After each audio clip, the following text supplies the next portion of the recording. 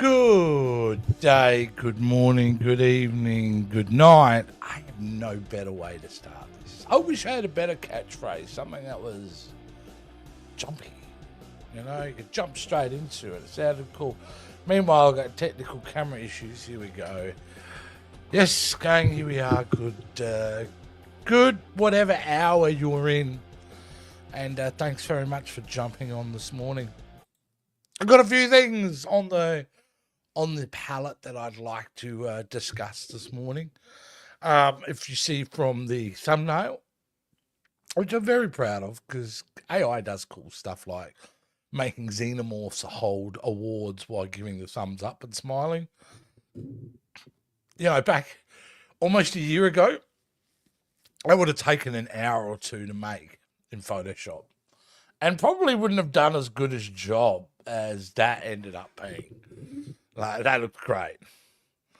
So yeah, oh god, a bit red. We don't want it as red, do we? We want it to be. Let's see if we can't color match with this wonderful tool that I have. I'm thinking right around there is a good match. I think it looks great. I think it looks good. So yes, I do want to talk about Alien Earth this morning. It is this morning where I'm today. I do want to talk about Alien Earth. But before we get there are a couple of stories that are worth probably digging into. Hint, hint. You can see with my mug, maybe there's a hint to what we're just about to get into. Let me take a drink. All right. So, yeah, I think one of the big news that dropped in the last 24 hours is the fact that James Gunn, who is so prolific on social media, he's all over the place, answering everybody's questions for the most part. No, he's very engaged in social media. In fact, if I could recommend his Peacemaker podcast, the official Peacemaker podcast they do after every episode of Peacemaker, they retroactively went back and did all of Peacemaker season 1. They're now into Peacemaker season 2, where he has Steve Agee and his wife Jennifer Holland on with him. Plus, they always bring guests from the show. It's really good. It's really good. Like, one of the frustrations you have as a podcaster is the fact that I've been going on about how celebrities doing podcasts is kind of, you know, made it harder for guys like myself and other people in that do this. But damn, it's a good podcast. I can't deny how good it is. It's definitely got money behind it. You know how much money is behind this show? Nada. Not a goddamn thing. And that's fine. That's fine. We're building something here. I don't know what it is. I just like getting on in the morning after I've had brekkie and just, you know, crap on for an hour. If I could have got away with calling this show crapping on for an hour, I probably would have. There's no doubt about that. But back to the focus that we are on is the fact that Man of Tomorrow has been announced as the follow-up title to this year's Superman, which is crazy because I like the title a lot. I'll get into why. But the other crazy thing about this story is also the dates. We're getting a sequel to this year's Superman in 2025 Superman on July 9th, 2027. So in less than 2 years, we're going to see this movie. Now, Man of Tomorrow is an interesting title in the sense that Supergirl, Woman of Tomorrow, was initially the working title for the Supergirl film that comes out next year. Was Supergirl, Woman of Tomorrow. And then that was changed. I mean, to be fair, Superman was called Superman Legacy for the longest time and then changed to Superman. So, I mean, there's probably a couple of reasons to change Supergirl World of Tomorrow title, isn't there? You want to keep it consistent with the DCU, so you call it Super. If Superman is Superman, that's a character, and the next year is Supergirl, well, it's Supergirl. But it also changed it because Man of Tomorrow for Supergirl, you would change Woman of Tomorrow out of there because Man of Tomorrow is a good title. This is a good title. I think out of all this too, what was interesting was this imagery that appeared with his tweet. With his tweet or his Instagram. All it said was Man of Tomorrow in theatres July 9th. And then they showed this picture. Now, I don't know about you guys, but it clearly describes, I mean, they're very particular when it comes to sharing imagery, video, anything like that. James Gunn's not stupid, right? This isn't just randomly picked out because it looks cool. There is meaning behind this picture. And what I'm determining at this point is that we're about to see a kind of a team-up movie, aren't we? Where Superman and Lex may be forced to work together.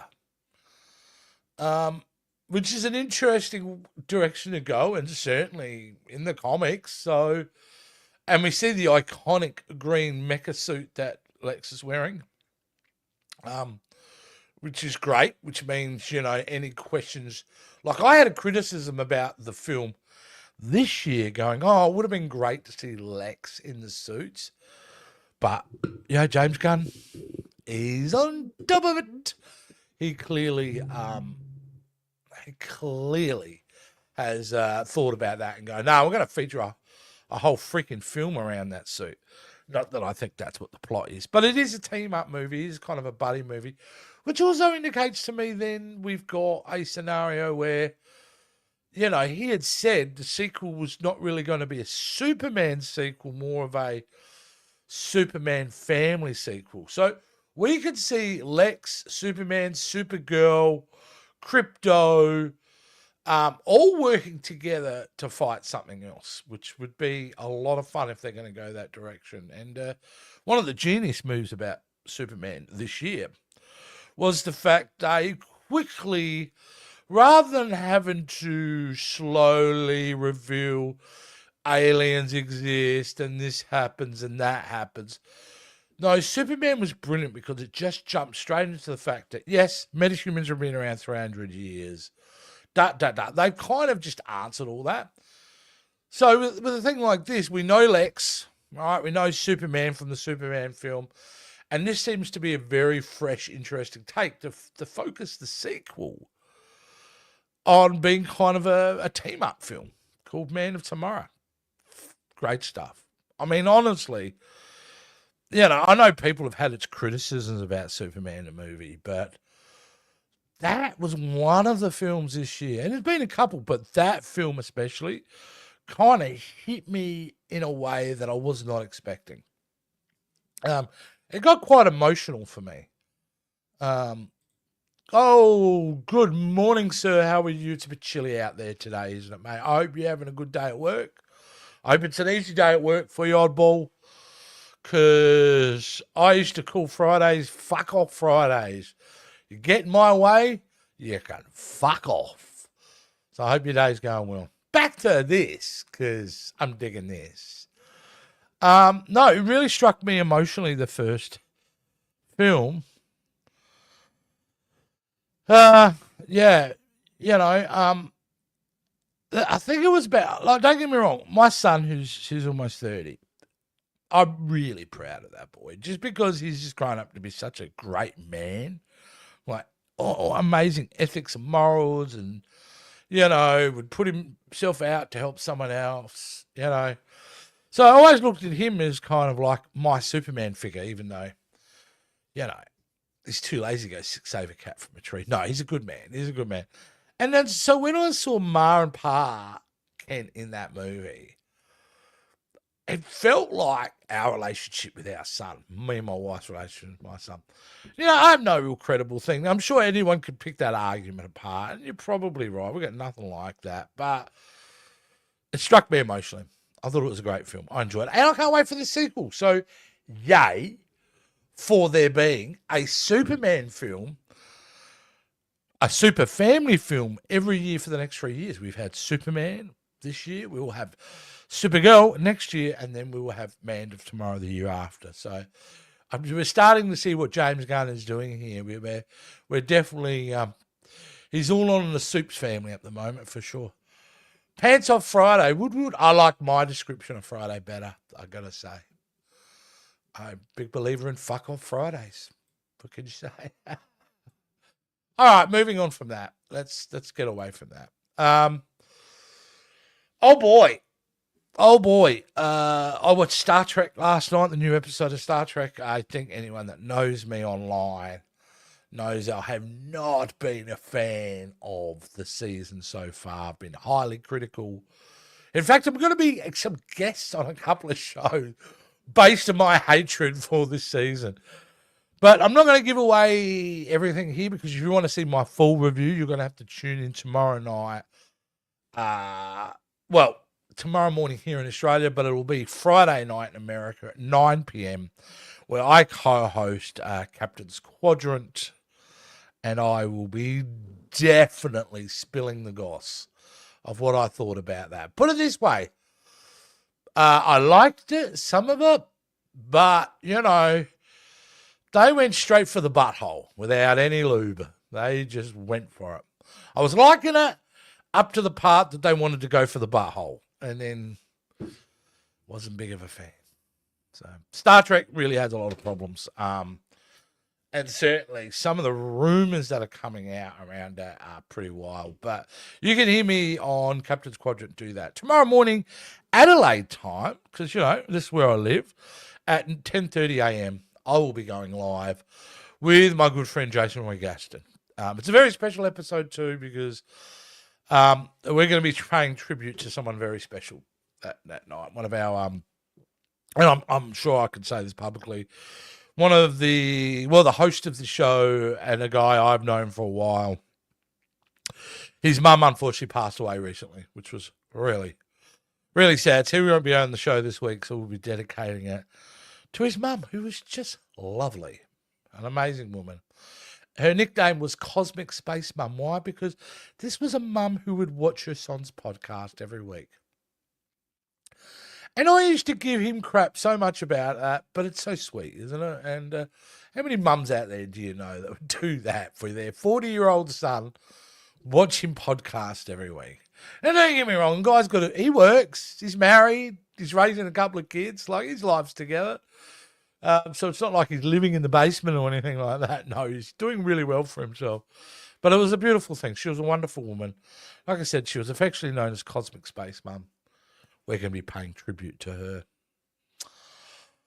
Right. Well, hey, did you know that show The Paper has dropped already? Now, you're probably thinking, what the F is The Paper?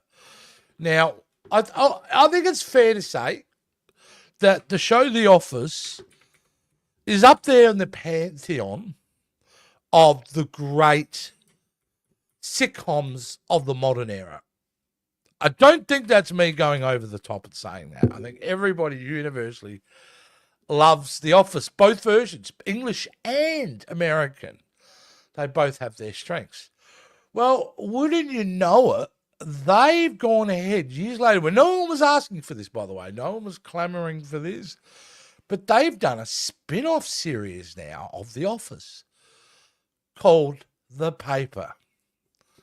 Now, and you're thinking, why? For why? I don't know. They had a good idea, clearly.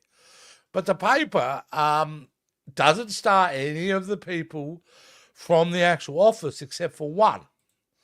Except for one of them. Let's see if we can get a full look at this picture, because I think it's definitely worth checking out. And this is in Deadline, so you can trust this information. All new cast except for that man right there, Oscar Nunez, is joining The Paper. And I really like it. If you've seen the trailer, it looks fun. But instead of doing Dunder Mifflin, a paper manufacturer, this is set at the local dying newspaper in Scranton. And so the series are out there. And wouldn't you know, Domhnall Gleeson, who wouldn't have been the choice I would have made for a lead, has now gone in. And you know what? I'm saying all this. The reviews are really good. The reviews have been really good. I don't think everyone's shocked at how kind of good it is. So, no, that's really amazing. It's really amazing. Yeah, good stuff. Good stuff. So I'm going to watch The Paper. I hear it's good. I'm always looking for good new television, and if it's anything like The Office, I'm sure it'll be half as entertaining as the first one. Who knows? But I thought it was interesting to mention. And then, of course, the big thing I wanted to talk about today was the continued success and unbelievable storytelling that is happening over on Alien Earth. I keep going on about this show, and there's a very good reason why. And this week's episode delivered. I'm not going to talk about it, except to say it's a bit more of a bottle episode, a bit of a self-contained episode, but just incredibly made as usual. It's really fascinating to me because this show has to be up for awards. I mean, that's the level that we're doing here. It is Emmy award-winning, Golden Globe award-winning type of stuff. And then it made me think and go, well, this isn't the only science fiction show this year that deserves serious awards. And that's, Andor season 2. So it's a really fascinating time in regards to television where you're getting shows of IP films. Like if these things were films like Andor season 2 and Alien Earth, they may would be up for a special effects award. But thankfully with television these days, the attitude is, good storytelling's good storytelling. Genre isn't as important. And because of that, we are getting amazing stories done through the sci-fi genre, which is really wonderful. And it means that we're actually going to have just a different look at what constitute award-winning material. Because it's always been the frustration with the Oscars as a kid, is the fact that none of the films that ever won Oscars were films that I loved that year. Like, you know what I mean? Like, what was my favorite film of, say, 1991? Well, that's Terminator 2. Right? But to Terminator 2 win an Oscar? May have won some technical Oscars, I can't remember. Did it win Best Picture? No. And that's happened throughout most of my life. And I think most of you would agree, the most popular film, the film that if you ask people, what did you like that year? Your normies are just going to say whatever big blockbuster was out that year that was any good. That's what they're going to do. It's hard for me to look past Infinity War in 2018. Now, there's some better films of that year. I can't remember off the top of my head what else was that year. But Infinity War was the great film that I'd seen that year. That was the film I loved the most that year. And these pompous, highfalutin awards like at the Cannes Film Festival and the Academy Awards, they continue to be out of touch with the film goer. And, in a time where the film industry really is in a lot of trouble, the lack of production that's done in California now is staggering. The way that people consume entertainment is very, very different. The budgets, you're either in a movie that's got a budget blowing out to obscene levels, or you barely have enough money to get the film in the can. Like, it's those 2 degrees. That to continually disassociate with the audience who pays their heart, they've gone to work a week, worked in shitty places with shitty people, and so on a Friday night with their partner or with their friends, they want to go and see a movie. They're the people that are paying dollars to go in to those cinemas. And, the problem I have with these awards, they look down on us. They look down on, people who just want to have a bit of entertainment. Somehow that's for the common man. Well, screw you if you think it's for the common man. And a lot of your films, because I'm a film goer. So when the Academy Awards announce, I go out of my way every freaking year to watch the films that are nominated in the main categories. And I would say on average, 20% of what I watch in that period are good. The rest of it is just stuff that I'm sure there are some people that love it. Intellectuals may love. But I think it's just boring ass shit. And I won't watch it. So in a time where the studios are struggling to make money for their film, just add that to another layer. Just make the audience feel stupid if they're not going to see your bullshit art movie starring a bald Emma Stone or something like that. That, you know, I don't know, man. Like, I don't know. I think for the general audience, when they go to a film, it's about escapism, right? I want to be transported somewhere else. And then when you make, and the thing is, when you make these films, some of them are fan, like some of them are good.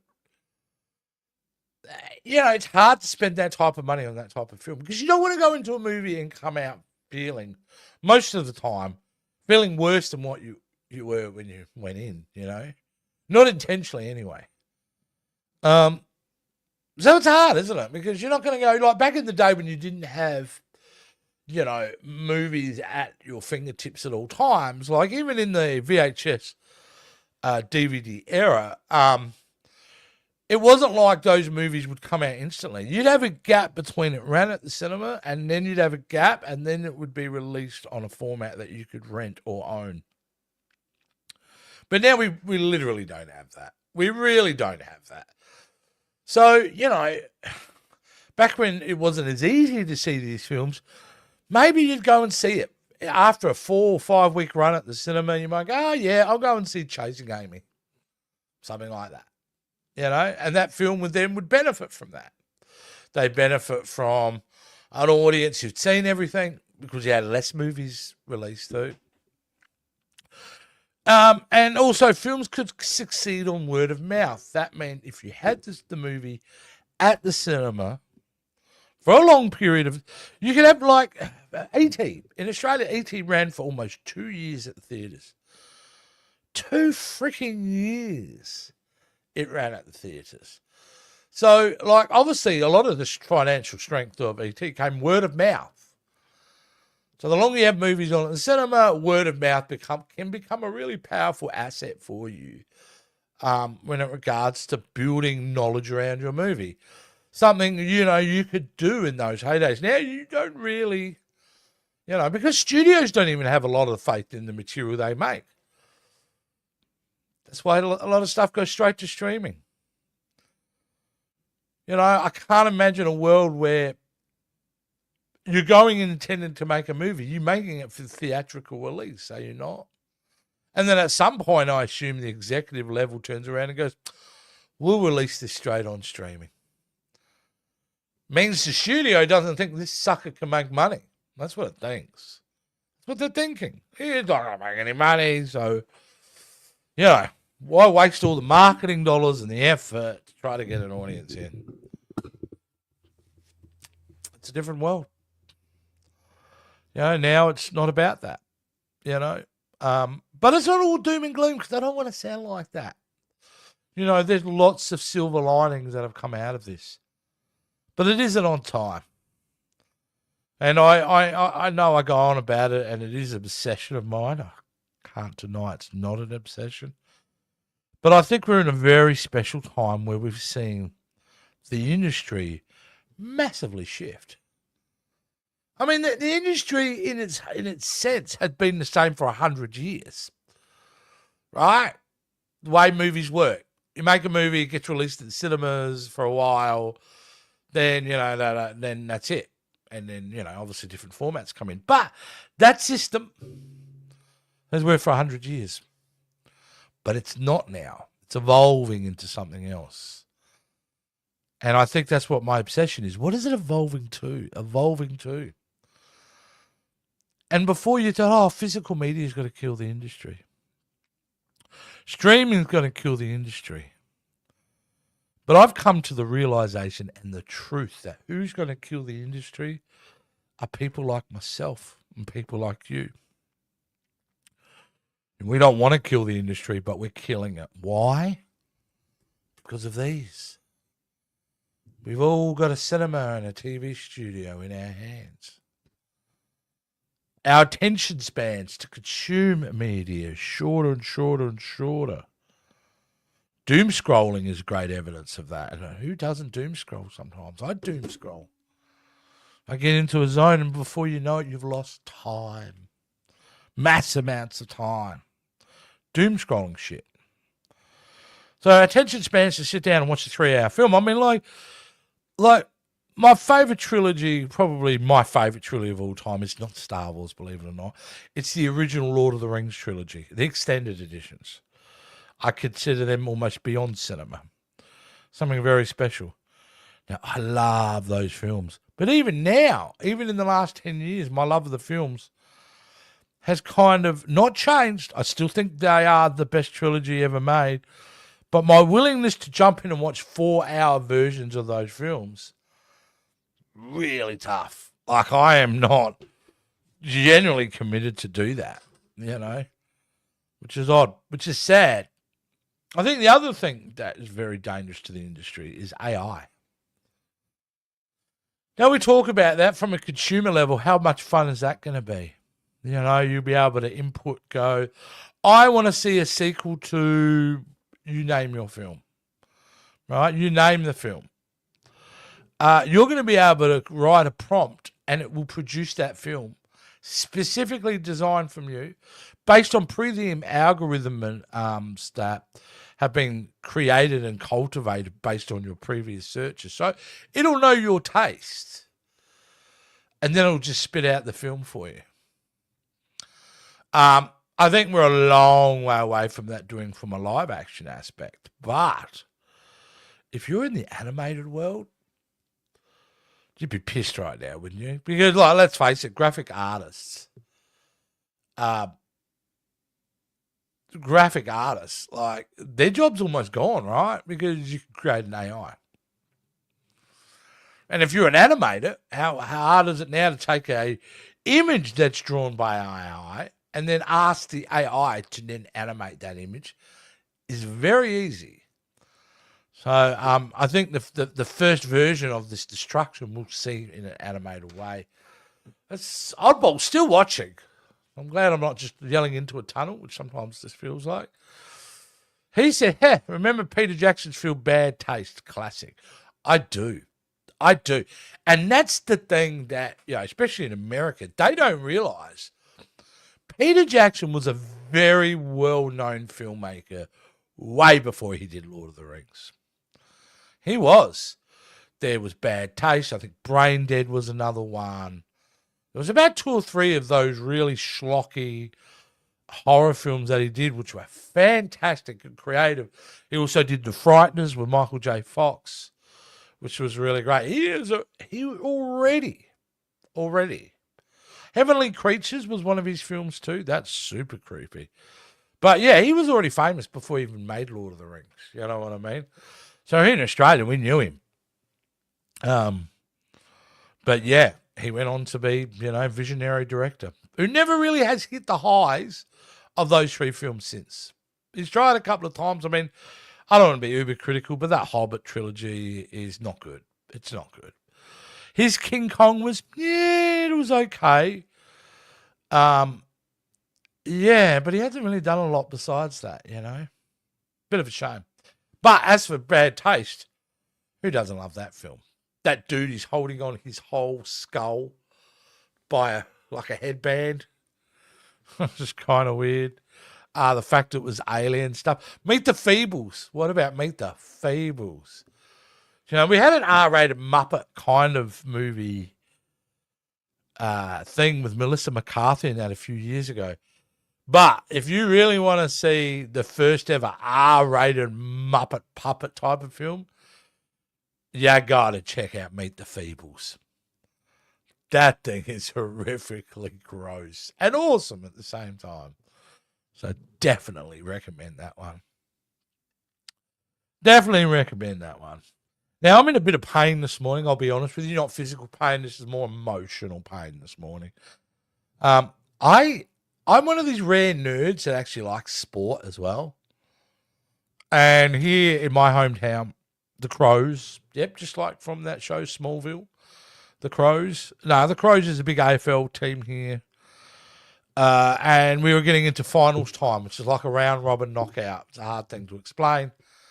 But yeah, they lost last night, so I'm in a bit of a foul mood because we were finished the year top of the ladder. We go into the final series and we get beat last night. So I'm a little bit meh, but I will stop riding the ambulance very soon, I promise. So, yeah. So, yeah, I'm a bit kind of sluggish. And it is weird why people who are generally like the things that I like, aka nerds, will just categorize them, will generalize. Generally don't like either like one or the other. And I hang out with dudes just not into sport as well. But, you know, I always argue that because I'm into movies, sport fits within that kind of way. Sport is theatrical in its nature. You know, it is the wins, the highs and the lows, the adrenaline rush, the tension. So that's why I like sport and movies. I think they are related. So there you go. Oh, here we go. This is a very special guest, Captain Squadron Joe. Yo, Joe. Good to see you, mate. Good to see you. If you didn't know, Joe, this is especially for you. How cool was this? Let me just show you this. I hope you're watching, Joe. How good is that, right? Man of Tomorrow? I know you're into it. I know you're into that, dude. How cool is that? And it's going to be a team-up film, dude. It's going to be a team-up film. Anyway, I was going on about that, but yeah. Yeah, so it's called The Man of Tomorrow, Joe. That's it. That's the official sequel for Superman. And it comes out in 2 years, which means we got Superman this year, we got Supergirl next year, and then we've got World of Tomorrow the year after. And Joe, like I said, it's basically with that drawing, it's indicated that it's kind of a team-up movie where Superman and Lex have to work together. Take you to the footy sometime. I've never been. That is insane. How are you born and raised in this city and have never gone to a football game? Or I've never taken you to a football game. We will have to change that, dude. Even you would like it. Even you would like it. Yeah. So, yeah, I'm going to be watching Peacemaker today. I'm looking forward to watching Peacemaker's episode 3. A lot of it, first couple of episodes have been quite dark, but it's been a great show so far. I love this time of year because there's always good shows. You know, dude, I think you're right. I think you're right. I don't. You know me. I if I could shut you down, Joe, on this, I probably would. But when you're right, you're right. Because who else is going to be the big threat that we haven't seen on cinema yet? Because they've never done it, right? They've never done it in a movie. We've never had Brainiac. We've heard that they were going to do Brainiac, but we've never had Brainiac on the big screen. And so, yeah. I mean, the only reason Lex would even have anything to do with that Superman, who he despises like no other, yeah, sorry. I'm going to bring this up. Show you through. Nope, they did a fake one in 3. Yeah, kind of. If you're saying Superman 3 with the supercomputer type of thing, yeah, but it wasn't Brainiac. It wasn't Brainiac as we know Brainiac in the other iterations. This is we're going to do pure Brainiac. I reckon they'll do that. I don't think they will touch anything from the Snyderverse or anything like that. But Brainiac's there for the taking, for sure. So that's kind of really exciting. You know what's coming out soon that's kind of going under the radar, but it is coming up in a few weeks. Is Running Man. I don't know if you've heard about this, guys. Running Man. So Running Man, as we all know it from Gen X, contains a lot of Lycra, Arnold Schwarzenegger, and a really cool action film. But, in fact, it was initially based on a book by Richard Bachman called Running Man. Richard Bachman is the ghostwriter name for Stephen King. So it's actually a Stephen King book and story. And so the great Edgar Wright, yes, the great Edgar Wright, from Shaun of the Dead fame, Hot Fuzz, World's End, Baby Driver, he is made a remake of The Running Man, starring Glenn Powell. Now, Glenn Powell is fairly new in the industry, but has been notable in a few films, Twisters, Top Gun Maverick, things like that. So he's starring in this new iteration of The Running Man. And if you haven't seen the trailer, I would highly recommend go see the trailer because it looks a lot of fun. And, I'm not usually a lover of sequels, reboots, prequels, all that kind of thing. But this one looks quite good. So Running Man is something to get excited about that's coming out soonish. Another film I actually really want to go and check out because I've watched the entire series. It's been my wife's favourite. Not favourite, but she really likes this movie series. Hang on, before I get to there, let's hear what Joe said to say. Yes, he wanted to see if his writing was good or if it was his name. Yeah, that's why Stephen King did that. And a lot of his books, a lot of his great material was done on the Richard Bachman time because, you know why? Because Stephen King had this thing happen in the 70s, which was quite unique for authors at the time. He couldn't write a dud to save the life of him. Every book he released in the 70s wasn't just successful. They were bona fide mega hits. This guy was like early Marvel, like in its heyday of the literary world, because everything he made mass amounts of money. So it's great. You think it's a surprise to see it remade, Running Man? I don't. I think there's certainly. I trust Edgar Wright to do it. I'm not a big believer in when they make remakes and go, we're going to go back to the source material and we're going to make it just like the book. We've seen that concept fail again and again and again. So, yeah, absolutely. Hey, be sure to like the video. Oh, look at Joe. Look at Joe already helping me do the plugs. Now, don't I have a little graphic that comes up and says, please like and subscribe? I don't. I should. But I don't. Do I? Let's have a look. Thank you. Thank you for the like. Isn't that cute? And if I can get rid of this. Oh, it's hidden by Joe's message because I'm not very well organised. Yeah, perfect analogy. Is he still living? Who, Stephen King? Yeah, man. Yeah, man. They tried, right? But not even any truck was going to knock him out. Yeah, he's still kicking. He's still doing quite well. He's really cool in the sense of how he treats his material. Did you know when people want to license any of his literary works, he charges them $1. $1 to use his material. That's all he charges. Yep, you can use my book. Charge $1. I'm sure there are other things that come to that, but yeah, that's what he does. So, which is pretty rad. Yeah.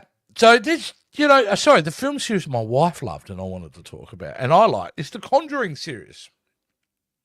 They're not perfect, but I like the films. They're a fun, set of films for me and my wife to see. So, The Conjuring, The Devil Made Me Do It. I believe this is the last. No, not Devil Made Me. Last Rites, they're calling this one. So,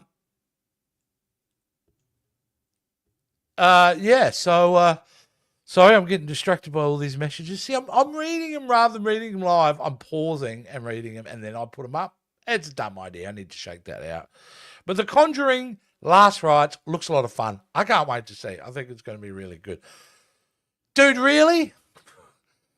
Really? I made my first video in last night. Nowhere up to my stand. Of course it's not. I wouldn't like to think so. I'd be really upset. No, I'm sure it looks great. I will check it out. But I'd be really upset if you just come along, never did one before, and it was just so much better than mine. Because I'd be going like, what have we been doing for the last couple of decades? Like, I've had self-taught. This shit is hard to learn. And then you came along and made it better than me. Hell no. But I'm sure it looks great, mate. I'm sure it looks wonderful. Yeah, and look, that's really it today. I don't know if I'm going to go for the full hour today because I'm kind of running out of shit to talk about. We kind of talked about Superman, we talked about Alien, we talked about The Conjuring. Yeah, he knows, dude, he knows. And you know what? Even in the beginning when he said it was amazing, the old Joe here, I could have not believed him, but mate, because of him, he's brought me in work, like based upon the stuff. And yeah, he was the first one to, because I was doing the stuff in a vacuum. I'd make a lot of this stuff for clients for work, and clients sometimes they'll tell you it's great, but in your mind when you're processing it, I mean, it's great. I can invoice you now. You don't really think about it. But doing podcasts and getting involved with people like Joe and a lot of other people in that space have made me realize that the stuff that I was doing was really good. So that was a wonderful thing. And he's a man who, is a man of his word. Put it that way. Like, yeah. So, yeah, because of that, once I make $1 off a vid, Jace will be the man. Yeah, I mean, isn't that nuts? Like, I get paid to do this stuff too. That's not this particularly, but hopefully one day that's the aim. But essentially, on my creative aspects, the fact that I'm able to I mean, look, I'll be honest with you, the small business, there are highs and there are lows. Sometimes things are amazing, sometimes they're not so much. But the podcasts, which I've mainly done out of love, I get a little bit of money here or there, or free trips to New York. Thank you very much, Joe. I pretty well do it from the heart. But yeah, recently I've had people, believe it or not, ask me if I had a Patreon. Oh, yeah. They have, Joe. They've actually, first time ever I've had two people ask me if I had Patreon because they would spend money with me, which I've never had before. See, I worked with someone called Jason Roy Gaston, and he had nearly a million followers over a couple of platforms. So that dude, like, people send him stuff all the time. He makes money from his videos. He does quite well for himself. So, which is crazy, which is amazing. I just wish I had his voice, that I could be making amazing dollars as well. But I'm sure it'll happen. The other thing recently that's come from doing the show is, and not even my man Joe knows this at the moment, is I've been asked to be a guest on 2 different podcasts, which are coming up. One this weekend and one the following weekend, which I'm really excited about. And Joe will know these people, so I'll do an early plug. One will be the next weekend. I will be joining the Undiscovered Star Trek podcast with those guys, doing a Star Trek Strange New World Season 3 recap. They clearly want someone on there who's going to be old man yelling at Star Trek to the clouds kind of deal. So I'm really excited about to join those guys and have a wonderful chat. And then the one this week, I will be joining a gentleman called Mike. Well, he's got a couple of names. We kind of know him as Ed. He's called My Figure Universe. He started his own podcast, and I will be joining him this weekend to be one of his first guests. Not one of his first. I think I'll be guest 4 or something, or 5 or whatever. But I'm really looking forward to having a chat to that man, because he's a man that I admire and respect quite a bit, My Figure Universe. But what I'll do, I'll share all those links when that's coming out. So I super appreciate the interest in getting me on some of these shows. It means a lot, because I'm my own worst critic. I think even Oddball back in the day would agree with that.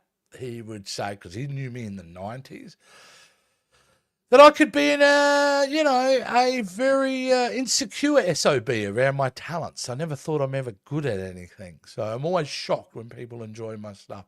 Not as much anymore, but I used to be very kind of like, because you know what in Australia we don't do? We don't do. I think it's something. We do 2 things. We don't really recognise when people are successful a lot. The only thing we do when they're successful is we try to cut them down, the tall poppy syndrome. And so, you know, and especially when you're doing things in a world where everyone around you generally is not into that. Like, you know what I mean? So they already feel it's odd. So it's hard for them to compliment work where they don't even understand what you're kind of doing. And I was in a family of that where, you know, my sister, who's a good supporter, and she's definitely been supportive, but my two older brothers certainly thought I was very odd and strange doing this stuff, and certainly don't really understand why I do it. One of my brothers went, "Hey man, I used to think this, but it got you a free trip to New York." And I went, "Damn straight it did. Damn straight." Again, thanks to Joe, who's incredible. I still shake my head at that. This is a dude. This is a guy who believed in what we were doing so much, and especially the value I brought to the table. You know, he paid for me and housed me in his home to come over to New York to be on a convention. It still sits there as one of the most magical weekends of my life, being able to host a panel, you know, and have people come up to you and recognize you and like your stuff. Really a wonderful thing that was. So very special. It was a crazy time, and I loved that weekend so much. So yeah, it's, you know, you got an A for the video. Oh my God. Yeah. Back in the day, I don't even think I got an A for my own video project. I think you got an A, but I don't even think I've submitted mine in the end. Which sounds like me, because that's the type of guy I was. I'm always happy to help other people, but then I wouldn't submit my own shit. So that's changed over the years. I will say that's changed. Absolutely. Well, I've crapped on long enough, and this is what the show is. I should have just called it Crapping On with Jace. However, YouTube is a pain in the dick, and they probably wouldn't let me have that title. But this is what the show is. This is stream of consciousness. You don't want to know where Jace is at? Well, this is the show that I'm going to do. And because I'm having so much fun doing this, because it's so easy, I literally come in. If I've got a couple of stories to, I'll find the links for them. Boom, I start a live stream and I'm in. It's just so easy and so fun to do. It doesn't mean I'm negating my other things. Episode 9 of Talking To be long awaited. Mostly is in the can. That is definitely coming down the pipeline. Of course, please check me out tomorrow night at Captain's Quadrant. American time, that is. Otherwise, it's 10:30 tomorrow morning, Australian time. Of course, Jason Moy Gaston channel. Go and check me out over there. Lots of fun stuff with Jason. Pop Culture Spread is coming back. We are going to be filming a ton of old retro trailer reactions. That's kind of fun to go back and watch trailers from the 70s and 80s and react to them. It's kind of fun. So there's lots of stuff coming down the pipeline. So hang tight, you know, guys. I'm loving the fact that, you know, there's even anybody watching this sucker. So, yep, I'd say in a couple of days there'll be another one. And I think that's what I'm going to do is every couple of days I might pop on for an hour, might pop on for 5 hours. Most likely it'll be between half an hour and an hour. And just catch up and dribble shit. And that's the idea. And hopefully you guys enjoyed me dribbling shit. So in that sense, thank you very much. Let's get out of here. Let me put up a screen and play some music out so we seem kind of professional. And have a great day. And Oddball, mate, I hope you're done smashing rocks quickly today, all right? See you guys.